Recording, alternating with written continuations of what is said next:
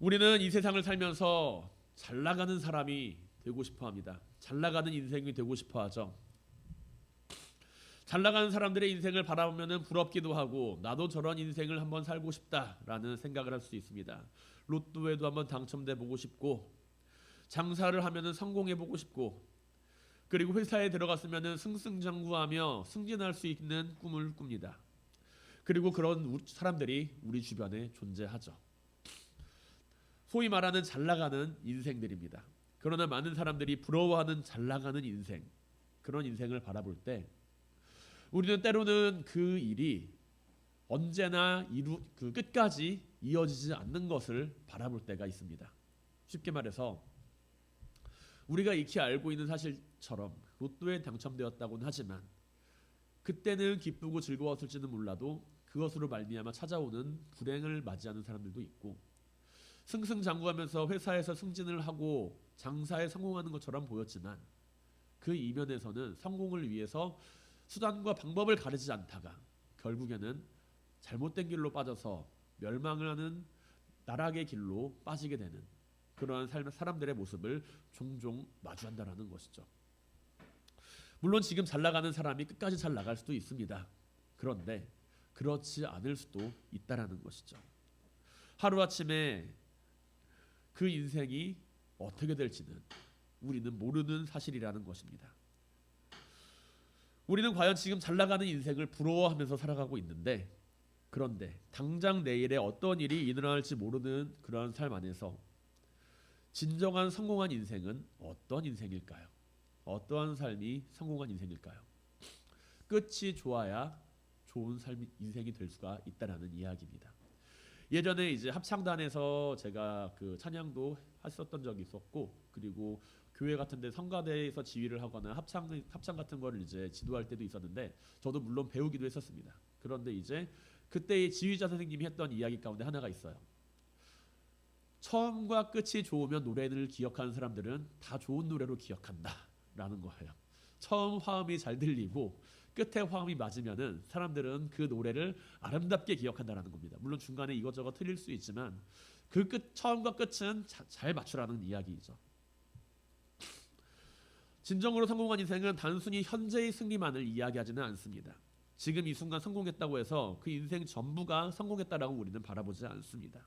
그렇기에 어른들은 전투에서 승리하는 장수가 되지 말고 전쟁에서 승리하는 장수가 되라고 이야기를 하죠.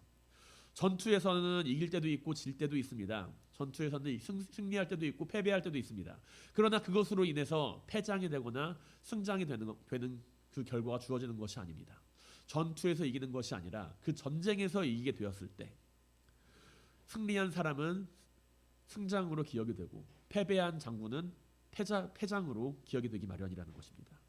그렇기에 우리는 인생에서 매 순간에 찾아오는 그 승리를 마주해야 하는 것이 아니라 우리가 가지는 인생의 승리를 찾아야 한다라는 것이죠.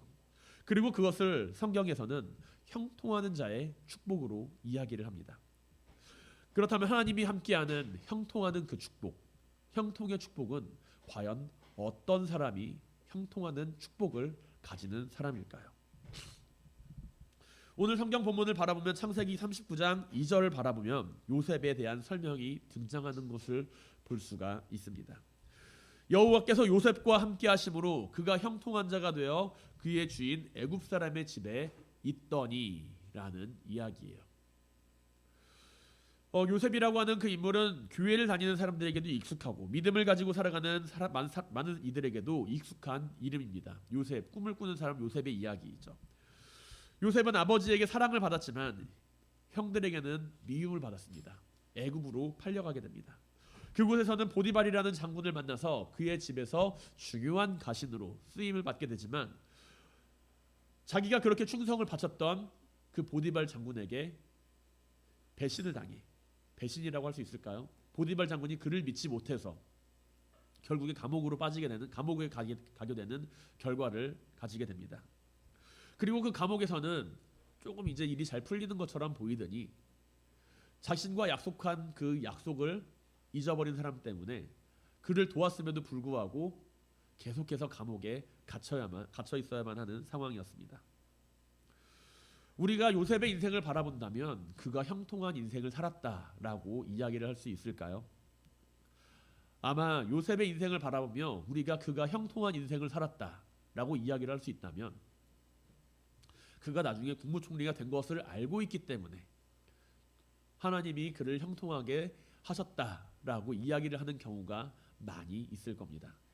그렇지만 바로 지금 이 순간, 오늘 본문에 등장하는 이 순간만을 바라본다면 요셉을 바라보며 당신의 인생이 형통한 인생입니다 라고 이야기할 수 있는 사람이 과연 누가 있을까요? 가장 믿었던 가족에게 배신을 당해 노예로 팔리게 되었습니다. 그러한 요셉을 바라보면서 하나님께서 당신을 지켜주고 있습니다 라고 이야기를 할 수 있습니까? 자신이 충성을 다했던 보디발 장군, 그 장군의 집에서 조금 이제 그 상승세를 타고 있는데 어느 날 갑자기 찾아온 그 유혹 앞에서, 보디발 장군의 그 아내가 하는 그 유혹 앞에서 하나님을 믿는 그 믿음을 지킴으로 말미암아 자신이 그렇게 충성했던 보디발 장군에 의해 감옥에 갇히게 되었을 때 하나님께서 당신을 형통하게 하실 겁니다 이야기할 수 있는 분이 과연 계실까요? 그 사건, 그 상황만 놓고 본다라고 한다면 우리는 그러한 이야기를 할 수가 없을 겁니다. 당신의 삶은 지금 형통하니 걱정하지 말라 이야기할 수가 없다라는 이야기죠. 왜냐하면 지금 이 순간 요셉은 노예의 신분으로 팔려갔기 때문입니다. 요셉은 가장 믿었던 가족에게 배신을 당했기 때문입니다. 자신이 그토록 충성했던 주인에게 버림을 받았기 때문입니다.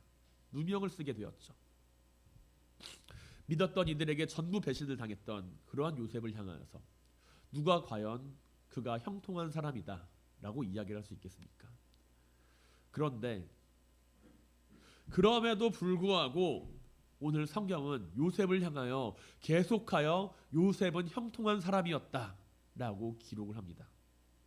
요셉이 처한 주변 상황을 바라보게 되면 그는 절대로 형통한 사람이 아니었습니다. 요셉의 삶은 사람들에게 지속적으로 배신을 당하는 형통한 삶과는 거리가 먼 삶처럼 보였지만 성경은 요셉을 향하여 형통한 사람이라고 이야기를 합니다.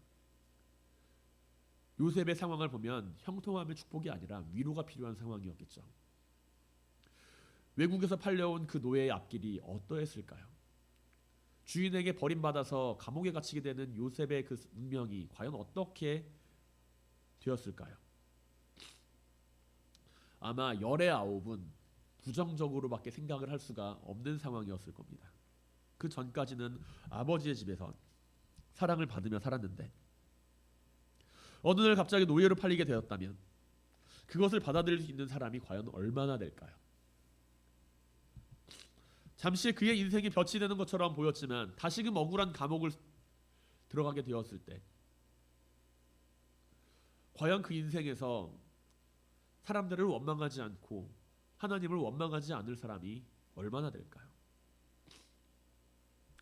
창세기 39장 23절에서 성경은 요셉의 처한 상황에 대하여 또다시 형통함을 이야기합니다. 간수장은 그의 손에 맡긴 것을 무엇인지 살펴보지 아니하였으니 이는 여호와께서 요셉과 함께 하심이라. 여호와께서 그를 범사에 형통하게 하셨더라 라고요. 우리는 요셉을 바라보면서 그가 가지는 결과를 마주하며 형통함에 대하여 생각을 합니다. 우리가 생각하는 그 형통함은 성공과 연관이 되어 있기 때문이죠. 요셉이 간수장의 신임을 받았기 때문에 그는 형통한 사람이고, 요셉이 노예로 팔려왔지만 보디발 장군에게 큰 사람으로 쓰임을 받게 되었기 때문에 형통한 사람이고, 감옥에 갇혔지만 그럼에도 불구하고 애구방에게 기회를 받아서 국무총리가 될 정도로, 총리가 될 정도로 그가 출세를 했기 때문에 형통한 사람이다 라고 우리는 이야기를 합니다. 그러나 성경은 그렇게 이야기를 하지 않습니다. 우리가 바라는 형통함은 성공과 관련이 되어 있지만 성경은 하나님께서 요셉과 함께 하심으로 그의 삶이 형통하였다라는 이야기입니다. 성공하고 다른 사람들 위해 군림하고 다른 사람들이 이루지 못하는 업적을 이루는 놀라운 쾌거를 이룰 때 우리는 형통한 삶을 살아간다라고 이야기를 합니다. 그러나 성경은 형통에 대하여 그 기준을 세상적인 성공과 실패에 두는 것이 아니라 하나님께서 그와 함께 하시는지 함께 하지 않으시는지에 대하여 이야기를 하고 있다라는 것이죠. 우리가 바라는 성공에 대한 생각이 아니라 여호와께서 함께 계시는 것이 형통한 삶이라고 이야기를 합니다. 일순간에 주어지는 그 성공 때문에 요셉이 형통한 삶인가요? 노예로 팔렸지만 보디발 장군 집에 쓰임을 받았기 때문에 그가 형통한 삶인가요? 감옥에 갇혔지만 간수장의 신임을 얻었기 때문에 그가 형통한 삶을 살았나요? 애굽의 국무총리가 되었기 때문에 그가 형통한 삶을 살았나요? 여호와께서 함께 계시는 것이 바로 요셉에게는 형통한 삶이었다는 겁니다. 국무총리가 되기 전, 감옥에 갇히기 전, 노예로 팔리기 전 요셉은 하나님을 믿었습니다. 하나님을 열심히 믿었다라는 것이죠. 하나님께서 그에게 하나의 비전과 꿈을 허락하실 정도로 요셉은 하나님을 믿는 사람이었습니다. 그리고 그러한 믿음은 하나님께서 함께 하시는 형통한 삶을 이루어간다는 것이죠. 주변 상황에 따라서 하나님을 믿었던 것이 아니라 하나님께서 부어주시는, 하나님께서 주시는 미래에 대한 소망과 그것을 이루실 것이라고 생각하는 확신을 가지고 살아가는 그 요셉의 모습 안에서 하나님은 요셉을 버리지 않고 계속해서 사용하셨다라는 이야기입니다. 우리는 우리 주변의 상황에 의해서 우리의 형통함을 생각하고 판단합니다. 내가 지금 처한 상황이 행복한 상황이고 지금 내가 처한 상황이 복된 상황이라고 이야기를 하면은 하나님께서 나에게 형통함을 허락하셨구나 라고 이야기를 합니다. 그러나 누군가에게 배신을 당했을 때, 믿었던 사람에게 누명을 쓰게 되었을 때, 그 상황에서도 나는 하나님을 믿고 따를 수 있을까요? 우리는 요셉을 바라보면서 요셉의 삶에 주어지는 성공만을 바라볼 때가 많이 있습니다. 그것을 바라보며 형통하였다라고 이야기를 할 때가 많이 있습니다. 그러나 요셉은 어떤 상황 가운데서도 하나님의 말씀을 잊지 않고 그것을 믿으며 살아갔다라는 것이죠. 하나님께서 요셉을 형통하게 하셨다라는 것은 요셉이 간수장에게 쓰임을 받기 이전에 그가 억울한 상황 가운데 있음에도 불구하고 하나님을 놓치지 않았기 때문에 있을 수 있었던 일이며, 그가 믿었던 이들에게 배신을 당하고 노예로 팔려갔을 때 그 억울한 상황 가운데서도 하나님을 향한 믿음의 끈을 놓지 않았기 때문에 하나님은 요셉의 형통함을 허락하셨다라는 이야기입니다. 사랑하는 성도 여러분, 우리의 삶이 언제나 형통함의 축복을 누리며 살아갈 수 있게 되길 바랍니다. 형통함의 축복은 결과에 따른 축복이 아닙니다. 그 형통함의 축복은 결과에 따른 축복이 아니라 바로 지금 우리에게 주어지는 축복입니다. 우리는 내 자신의 결과만을 바라보며 하나님께서 우리에게 주시는 형통함을 판단할 때가 있습니다.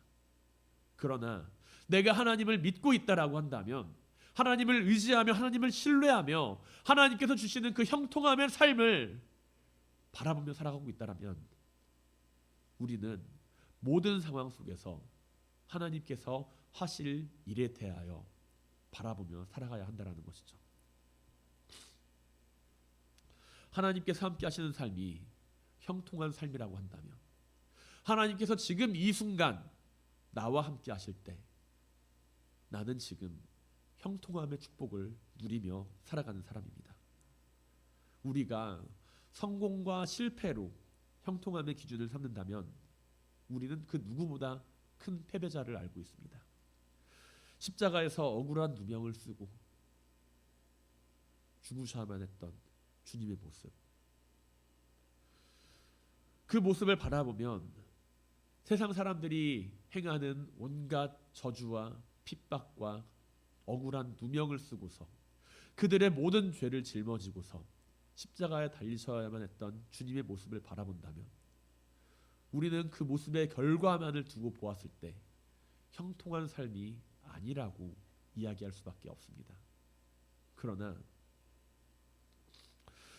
우리가 주님의 십자가를 바라볼 때 그것을 성공이나 실패가 아니라 하나님의 뜻을 이루는 삶으로 바라보았을 때 주님께서는 그 누구보다도 온전히 하나님의 뜻을 이루는 형통한 삶을 살아가셨던 분임을 이해할 수가 있습니다. 성경 안에 등장하는 수많은 인물들, 그 인물들 역시 성공과 실패로 그들의 삶을 구분짓지는 않습니다. 우리는 그들의 형통함을 무엇으로 기준을 삼고 있나요?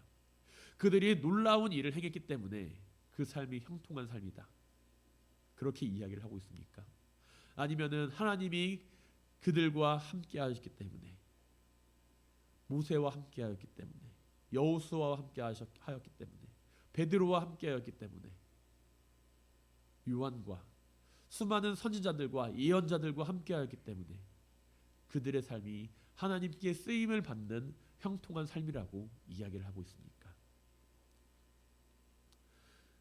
지금 우리가 하나님께서 허락하신 형통함의 축복을 가지게 될 수 있길 바랍니다. 그것은 결과에 따른 축복이 아니라 지금 이 순간 하나님께서 함께 하심으로 가지게 되는 축복임을 반드시 기억하시길 바랍니다. 우리의 믿음이 내가 처한 상황에 따라서 일희일비하는 믿음이 아닌 하나님과 함께하는 가운데 놀라운 형통함의 축복을 이루어가는 모든 성도님들이 되시기를 주님의 이름으로 간절히 축원드립니다. 우리는 요셉의 형통함을 바라보며 한 인물을 마주할 수가 있습니다. 바로 요셉이 팔려온 집의 장군인 보디발 장군이라고 하는 그 장군이죠. 그 장군은 애굽의 치리대장이었습니다. 요즘 시대로 말하면 대통령 경호실장 정도로 되는 사람입니다. 그런데 그 요셉을, 그 높은 자리에 있는 사람이 요셉을 향한 평가에 대하여 3절에서는 다음과 같이 그 말씀을 기록하고 있습니다. 그의 주인이 여호와께서 그와 함께 하심을 보며 또 여호와께서 그의 범사에 형통하게 하심을 보았더라. 아멘. 이 말씀을 보게 되면은 이 보디발이라고 하는 이 장군, 정말로 예수님을, 여호와 하나님을 잘 믿는 사람처럼 보입니다. 그런데 과연 그랬을까요? 아마 그렇지 않았겠죠. 그 당시에 이제 야훼 신앙이라고 하는 것은 이스라엘 민족이 가지고 있는 소수 민족 신앙이었기 때문에 오늘날처럼 전 세계적으로 퍼져 있는 그런 기독교적인 모습과는 조금 다른 이미지였습니다.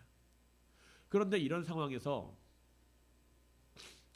요셉을 향한 보디발 장군의 평가가 그의 주인이 여호와가 그와 함께 하심을 바라보았다라고 이야기를 하고 있어요.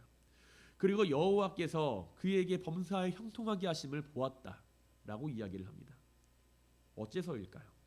보디발 장군은 왜 요셉을 그토록 중요한 사람으로 사용을 했을까요?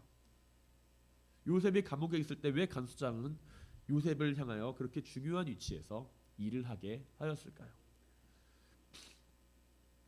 우리는 누군가를 이제 고용해서 쓰게 될 때, 누군가를 이제 내가 하고 있는 사업장의 한 사람으로서 데리고 오게 될 때 한 가지를 하게 되는 것이 있습니다. 면접을 보게 되죠. 1차적으로는 뭐 이제 여러 가지 이 사람이 우리 회사에서 일을 잘할 수 있는가, 능력에 대한 적성에 대해서 테스트를 하고 그 사람이 기술력이 어느 정도 되는지, 지적인 능력은 어느 정도가 되는지, 아니면은 이 사람이 뭐 어디 대학교를 졸업을 했는지 그것에 대해서 일단 대략적인 이력서를 받아보고 그 다음에 면접을 진행합니다. 왜 면접을 진행할까요?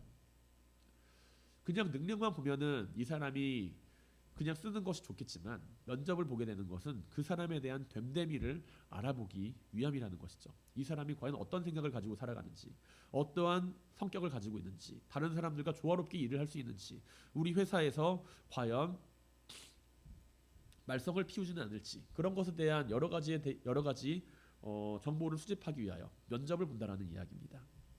보디발 장군은 요셉을 바라보며 여호와께서 그와 함께 하심을 보았다라고 이야기를 해요. 그 이야기는 반대로 이야기를 하면은 요셉이 여호와께서 함께하시는 사람이라고 자신을 늘 소개하며 살았다라는 이야기가도 일맥상통한다고 볼 수가 있다라는 것입니다. 요셉이 입을 싹 닫고 그냥 아무 이야기도 하지 않은 채 그냥 정직하게만 살았다라고 한다면 보디발 장군이 그 사실을 이렇게 이야기를 하였을까요? 그렇지는 않다라는 것이죠. 요셉은 끊임없이 자신이 하나님의 사람이라고, 하나님을 믿는 사람이라고 이야기를 하고 있다라는 이야기입니다. 우리는 우리의 삶을 살아가면서 믿음에 대해 바라볼 때 그냥 정직하게 살아가면 되지, 그냥 신앙을 가지고 살아가면서 정직하게 살아가면 되지, 다른 사람들한테 피해를 안 주고 살아가면 되지, 그렇게 생각을 하면서 자신의 믿음을 드러내지 않고 살아갈 때가 종종 있습니다. 하지만 우리가 우리의 믿음을 드러내지 않고 살아갈 때, 내가 예수 그리스도의 이름을 증거하지 않고 살아갈 때, 사람들은 내 자신의 정직함을 바라볼 수 있을지는 몰라도 그를 통해서 살아계신 하나님을 만날 수는 없다라는 이야기입니다. 주님께서는 그렇기에 다른 사람들 앞에서 내 이름을 부끄러워하는 자들에게는 천국에서도 내가 그 이름을 부끄러워하겠다라고 제자들에게 이야기를 하고 계세요. 우리는 우리의 믿음에 대하여 어떻게 생각을 하고 살아가나요? 요셉은 그의 형통함을 통하여서 자신의 믿음을 드러내는 삶을 살아갔던 인물입니다. 그리고 자신의 믿음을 드러내는 그러한 형통함의 모습을 통하여서 하나님은 그러한 요셉을 내버려 두지 않으시고 더욱 귀하게 사용하셨다라는 이야기이죠. 우리는 복의 근원이 되리라 말씀하신 한 인물을 성경 안에서 마주할 수가 있습니다. 바로 아브라함이에요. 아브라함은 축복의 통로라고 이야기를 합니다. 아브라함으로 말미암아 모든 족속이 그로 인하여 복을 얻을 것이라고 이야기를 해요. 다윗 역시 하나님께 축복을 받은 인물로 성경은 기록합니다. 그러나 그는 하나님께서 허락하신 그 형통함의 축복을 통하여서 사윗을 사로잡는 것이 아니라 그를 인정하는 삶을 살아갑니다. 모세는 이스라엘 역사 가운데 가장 위대한 선지자로 표현이 되고 있죠. 모세는 그가 가지고 있는 그 형통함의 축복을 통하여서, 하나님께서 함께 하시는 그 형통함의 축복을 통하여서 이스라엘 백성들을 버리시고자 하는 하나님의 마음을 돌이키십니다.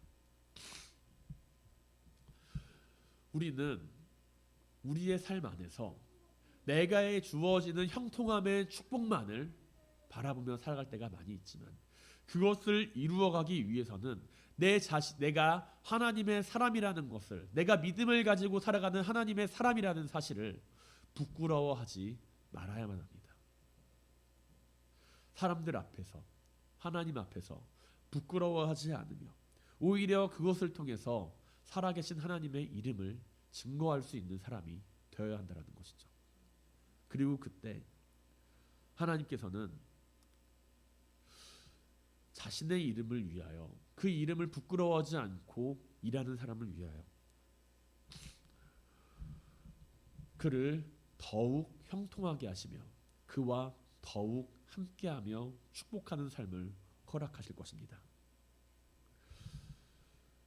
주님께서는 이 땅 위에 오셔서 하나님의 뜻대로 행하는 것을 전혀 부끄러워하지 않는 삶을 살아왔음을 우리는 성경을 통해서 바라볼 수가 있습니다. 주님께서는 늘 이야기를 하세요. 이것은 내가 내 뜻대로 하는 것이 아니라 하늘에 계신 아버지의 뜻대로 행하는 것이다 라고 이야기를 하십니다. 주님께서는 이 세상을 살아가시면서 오직 하나님의 뜻대로 행하는 그것을 바라면서 살아가셨고, 그리고 자신을 향하여 그게 왜 하나님의 뜻입니까? 당신 신성모독을 하고 있습니다. 당신이 하고 있는 말이 정말로 옳다고 생각합니까? 핍박을 하고 괴롭히는 바리새인들을 비롯한 여러 유대인들의 앞에서 하나님의 뜻대로 행하는 그 삶을 부끄럽게 생각을 하거나 그 삶에 대하여 감추고자 하시는 것이 아니라 이것이 하나님의 뜻입니다. 나는 믿음대로 행동하며 살아가고 있습니다. 라고 하는 그 삶의 모습을 계속 나타내 보이셨다는 것을 우리는 알고 있습니다. 우리가 하나님의 뜻대로 행하는 그 삶을 살아갈 때, 우리가 하나님의 뜻대로 행하는 그 삶을 살아가며 우리의 믿음을 부끄러워하지 않을 때, 하나님께서는 우리를 통하여 형통함의 축복을 이루시며, 그리고 그로 인하여서 주변 사람들에게까지 그 축복이 이어지게 해 주실 것입니다. 우리는 걱정하죠. 믿음을 가지고 살아가는 가운데, 내가 믿음을 가지고 살아가는 가운데 이 믿음으로 말미암아 다른 사람들에게 피해를 끼치면 어떡하지? 이 믿음을 증거하는 가운데 내가 너무 과하게 사람들에게 믿음에 대해서 이야기를 하고 전도하는 것이 아니고 예수 믿으라고 권면하는 것이 아닌가? 이게 다른 사람들에게 피해를 주면 어떡하지? 라고 생각을 할 때가 있다는 것이죠. 그런데 내가 예수의 이름을 부끄러워하지 않고 나에게 주어지는 그 형통함의 축복을 통하여서 예수의 이름을 증거하며 살아갈 때, 그것은 내 자신만을 향한 형통함의 축복이 아니라 주변 사람들에게를 향하여서도 그 축복이 함께 이어지게 됨을 기억하시길 바랍니다. 하나님께서는 요셉을 통하여서 요셉 자신만을 축복한 게 아니라 그 요셉과 함께하는 보디발 장군의 집을 축복하십니다. 그리고 요셉이 행하는 그 행동의 모습을 바라보며 보디발 장군은 하나님께서 요셉과 함께하심을 인정합니다. 그게 처음부터 그렇게 쉬웠겠어요? 그게 처음부터 그렇게 쉬운 일이었겠습니까? 아니라는 것이죠. 처음부터 이 친구가 하나님을 잘 믿는 친구네, 이 친구가 형통한 친구네, 내가 이 친구를 좀 잘 써볼까? 이런 이야기가 진행이 됐을까요? 노예로 팔려와서 아무것도 모르는데 이 친구에게 내가 뭐를 믿고 그 모든 것을 다 맡긴다는 이야기입니까? 그러나 요셉은 하나님을 믿고 하나님의 형통함을 바라보며 그 삶 안에서 언제나 정직하고 하나님의 사람으로서 살아갔기에 주인도 인정하게 되었다는 것이죠. 이 친구는 자신이 믿는 하나님, 그 하나님에 대하여 정말로 성실하고 열심하는 인생을 가지고 살아가는구나. 이 친구는 자신의 삶에 있어서 자신이 믿는 하나님 앞에 있어서 절대로 거짓이 없는 삶을 살아가는구나. 그렇게 신뢰를 했다라는 것입니다. 그렇기에 그 모든 것을 맡길 수가 있었다라는 것이죠. 그리고 요셉은 주인에게 그렇게 은혜를 받은 이후에 주인의 아내가 자신을 유혹하러 올 때, 이것은 내가 주인에게 있어서 모든 것을 다 받았지만 당신을 범하는 것은 주인이 하지 말라고 하였다라고 이야기를 합니다. 그런데 주인이 과연 요셉을 향하여서 내가 너에게 모든 것을 맡길 테니 내 아내만은 건드리지 말아다오, 이렇게 이야기를 하지는 않았을 거잖아요. 당연히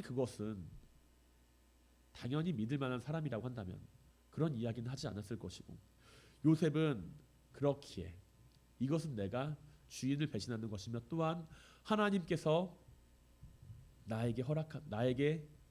내가 하나님을 향하여서 하나님의 뜻을 가지고 살아가는 사람으로서 행하지 말아야 하는 일임을 분명하게 이야기를 하고 있다는 이야기입니다.